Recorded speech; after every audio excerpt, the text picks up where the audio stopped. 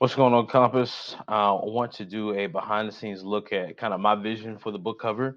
I think that ultimately you are creative and you're going to do it in your own creative way.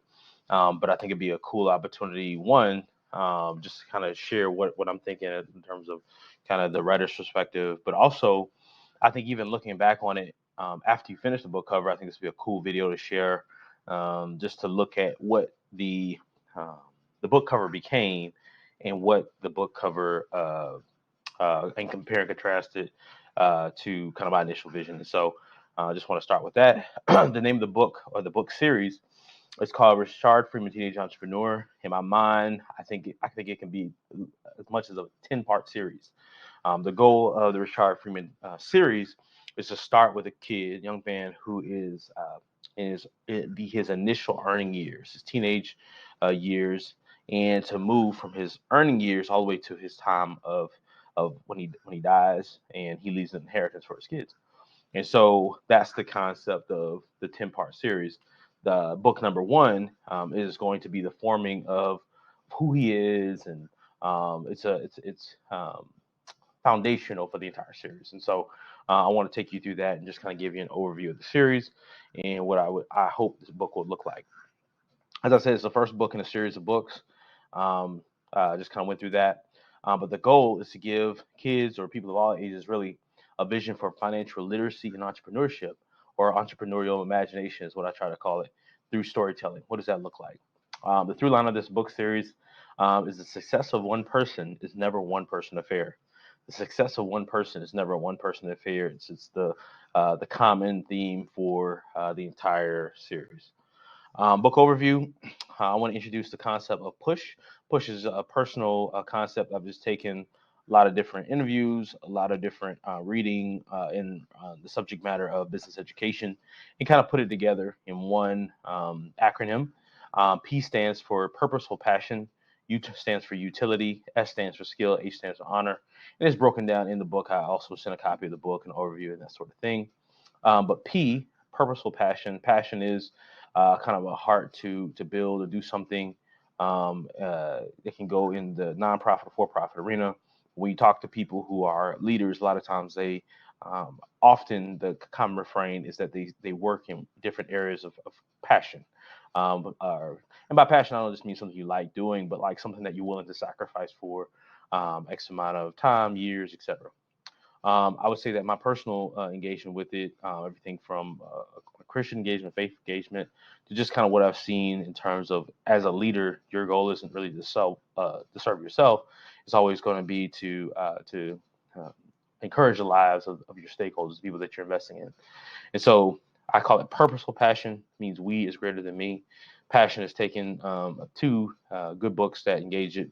Good to Great by Jim Collins. Also, Angela Duckworth has a book called Grit, which is a study of passion and perseverance, which is the connector of um, a lot of a great um, ideas and leaders and those who excel in a variety of different genres. That's a connecting theme of passion. So utility, I talk about in the book as well, is about target audience. Who are you serving? Who are you creating value for? Is there a large group for that group? How can you walk towards that if you're trying to be somewhat of a problem solver? What does that look like? S means skill. Skill is I would argue why we go to school. Outside of networking and building relationships, we're developing a certain competency and an ability to kind of have a strength in our niche or whatever that area may be. Last but not least is honor. Honor is integrity. Are you um, uh, do you stand behind, can you stand behind your words essentially? And so that is called the Push Collective, and that is a four-part team that is Rashard's his friend, his posse. It's two young ladies, two young men. Rashard Freeman is kind of the leader of this group. Kind of forms it, and you have to, engage the book to see kind of like how it's formed. But it's two young ladies, two guys. Also, two of this the group of the Push Collective are disabled. So Keyshawn Ute Young is his best friend and also his cousin. And in this particular book, he's also physically handicapped. And then Jamisha Hope is someone who is learning disabled. And one of the things I thought would be really cool is to not only highlight their disability, but also they're kind of the most charismatic portion of the group. And I think that's a lot of times when people are engaging men and women with disabilities, we don't even think about that. But a lot of times they are leaders of the pack because they had to conquer so much in their personal lives before they get public. And so the group during the book, they're going to come together to produce a successful talent show, and in the process, kids will learn a little bit more about the building process. This is my vision for the book cover. I want to show Rashard. Rashard will be the focal point, even though it's four people. I think for book one, I think it's important to kind of capture one image, and I'll get to um, what I have found to be helpful in terms of. It seems like there's a common denominator in um, how these types of books are put together visually. They're not noisy. There's not a lot of people on the cover. It's usually one person, and they're trying to capture a general theme. And so I would say a visual for him as a thinker leader. I would like for you to draw him at the talent show. One of the ways that I think in the Black community we see leadership, specifically for males, is coaches, right? Football coaches, sports coaches, that sort of thing. And so in the talent show, he's going to be the kind of person that's behind the scene quarterbacking things, but he's talking to his people through a headset. And so I think it's also makes it unique and a deviation from the norm from a lot of the ways kids are presented in these types of books. A lot of times they're either jovial or they're not presented as necessarily actively engaging new things. And I think it'd be really cool to do it this way. Um, in the book, his family gets him in the Push Collective a polo shirt, or that's their uniform. They have polo shirts with the words PUSH prominently displayed on the logo. There also is a chapter where you draws his own version of the logo. If you want to use that logo, you can. But it's creativity in that. But that's kind of what I'm thinking. And I think it's very important because I think it's the initial image that people will associate with this series at large. So I think it's a very important visual.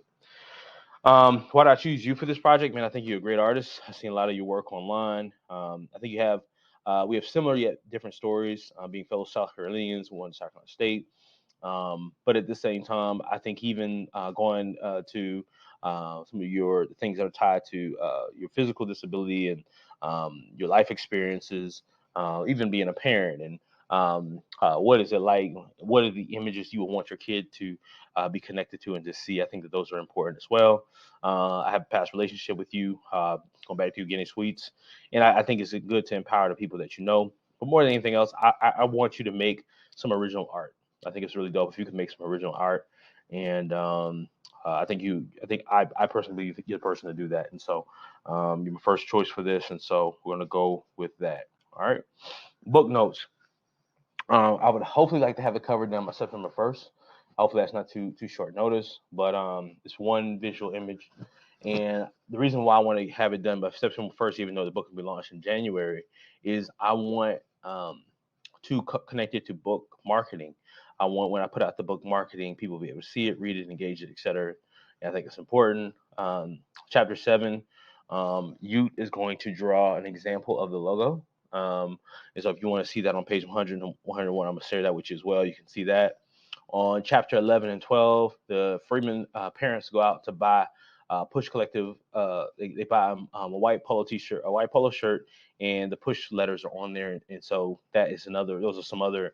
As a summarized or a quick way, if you want to look at how that is presented throughout the actual book, just as you kind of conceive that. Colors and visual. I like dark blue as a backdrop. I really do. If you want to create your own signature blue or something like that, but I like the concept of Rashard being in blue. That's one of my favorite colors, and I think it would hit really well. Maybe like the blue on this slide that you're seeing, or the blue on my shirt, like it could be like that or darker. But it's up to you in terms of what you think that would look good.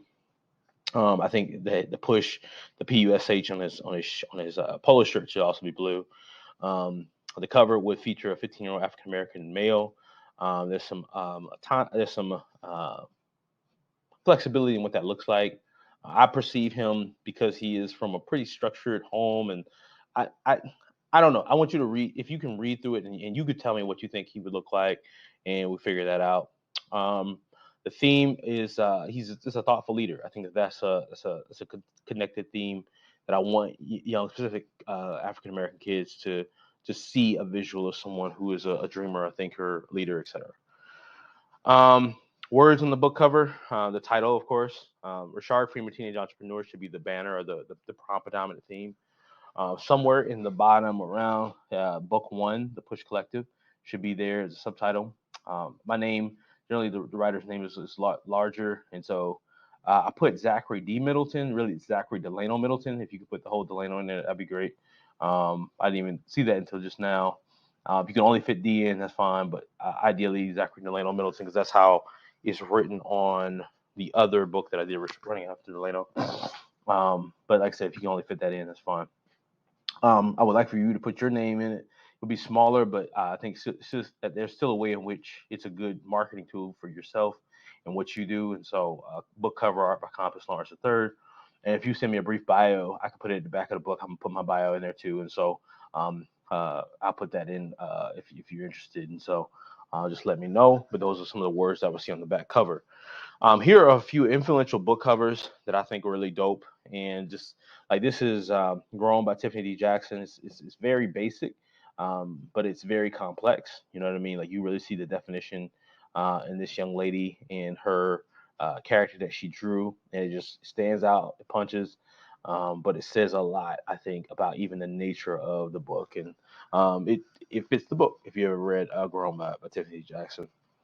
Angie Thomas did Concrete Rose, and like I said, it's just a one image that's just drawn well. And the backdrop kind of fits in with it, and you know, there's space to kind of to play and do things a little differently, and to structure it. And you know, I'm assuming when I take it to the formatter, you know, we'll be able to format the size and scale, and you can help with that. I'm not exactly sure what those dimensions are, but just start with where you think it would be, and then we'll go from there. Nick Stone did one called Fast Pitch that I think is pretty cool. And so it's a pretty similar theme with all of them. Strong backdrop, the picture of the person giving a small scale example of what the book is going to be about, and just kind of bringing it to life that way.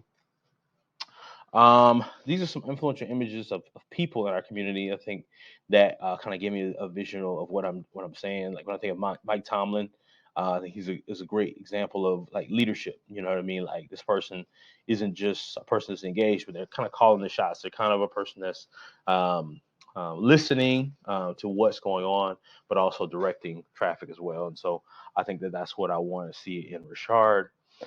This picture of this young man right here is kind of what I think would be a good kind of open face on that, if there's a way to do that. But of course, he'd be an African American kid, and he'd be wearing a polo shirt and a white polo with push on it. And so, however you want to do something like that, I think it's a cool image. This is another that's kind of similar to that, him holding the clipboard, but I like the headset deal. I think that's kind of cool. And then, last but not least, is an African American kid. So there's a lot of different ways to do it. I want to put the ball in your court. I don't want to take away your creativity in it, but this is just kind of my vision of what that looks like. And maybe we can meet somewhere in the middle in terms of where you connect and where I connect. And I think it could be a successful book cover, man. I'm looking forward to it. And the reason why I do it this way is because I shared in the beginning, I want this to be a behind the scenes look at what the book cover looks like. And then after you put out the content or after you put out the book cover, we can release this and people can compare and contrast. All right, man. Be encouraged. We'll talk.